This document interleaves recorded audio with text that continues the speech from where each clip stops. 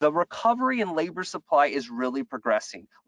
People are returning to either be employed or look for work. This is the prime age labor force participation rate, which had been kind of lackluster for a lot of 2021 until maybe mid-year it started to pick up, and now we're not far off our pre-pandemic peak. Again, this is the share of 25 to 54-year-olds who are either employed with a job or looking for work, meaning that they're in the labor force, that they're, they want a job and they've actively searched in the last 4 weeks.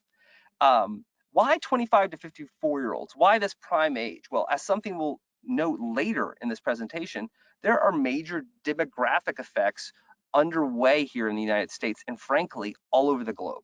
And so we like to exclude, we being economists, like to exclude workers 55 and older who are either at or near retirement age, as well as workers who are maybe in college or graduate school in their early 20s. So that's why we focus on prime age labor force participation, and it has really recovered. It peaked before the pandemic at 83.1%.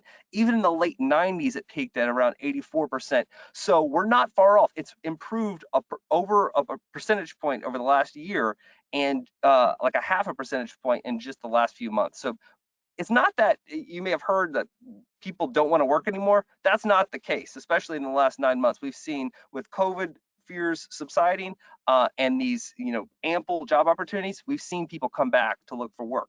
So while labor supply has recovered, it's still just being overwhelmed by the tsunami of labor demand. And so we have this chart, which is the fundamental mismatch.